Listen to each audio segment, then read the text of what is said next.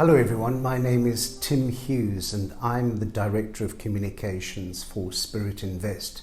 Today I want to talk about the vexed issue of the illicit economy in South Africa and what is being done about it. There's been a lot of focus in South Africa on tackling crime, but far too little, in my view, on tackling the illicit economy.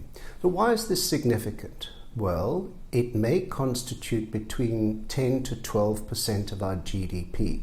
And that means 10 to 12% of our GDP is simply not accounted for and is going into the hands of criminals. It means tax is not being paid. We have grey goods, we have illicit goods, we have goods that may be unhealthy, not fit for purpose, don't have the required standards of safety, for example, and consumption. What does this amount to? Well, in rand terms, it amounts to at least 60 billion rands, very, very clearly. And what are the major sectors that are impacted by or contribute to the illicit economy? Well, it's the consumption commodities, the FMCG groups, and the grey goods. So the first one to be considered is tobacco, and unfortunately in South Africa, 70% of all tobacco products, or cigarettes specifically, are illicit, and that means that they are duty not paid, there's no tax being paid on them, they lack standards, and so on and so forth. Hard to believe, but 1 in 4 litres of alcohol in South Africa is illicit. Again, it lacks standards, there's no tax, and we all know how much tax we're paying on legal alcohol, justifiably. But when you have 1 in 4 litres not being paid, not being manufactured legally, and tax not being paid, and standards not being met, and safety and health questions, that's a threat not just to the fiscus, but it's a threat to public health as well. We also have a situation in South Africa where we have an extraordinarily high level of illicit fuel. There are literally tens of millions of litres of fuel in South Africa on which tax is not paid as well. They flow into the illicit economy, and we've seen programs about that.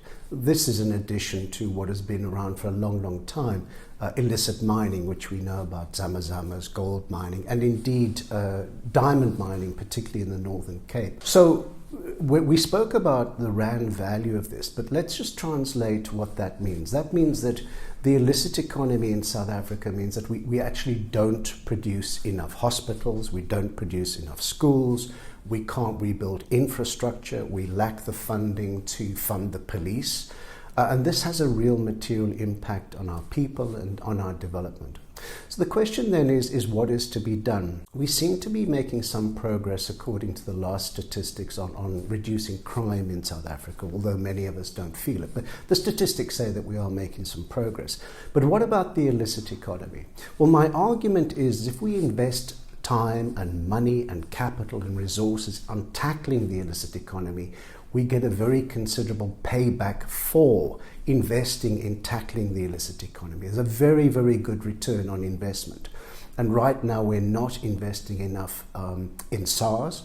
There's been progress under Commissioner Hughes, and now it's up to Dr. Makubu, the new commissioner, to take that forward. And he looks like, and he says he's very concerned about the illicit economy and tackling it. So there's some positive steps there. The most positive element that I think we can report on is that in the State of the Nation address in February this year, President Ramaphosa announced there would be a joined-up task team, an interministerial, interdepartmental task team to disrupt the illicit economy.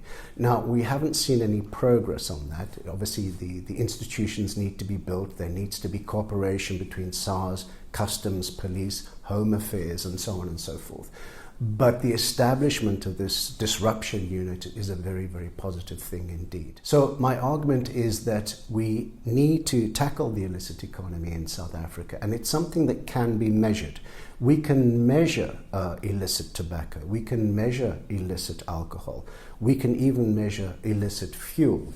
And we've got some sense about the value of illicit mining and certainly diamonds as well.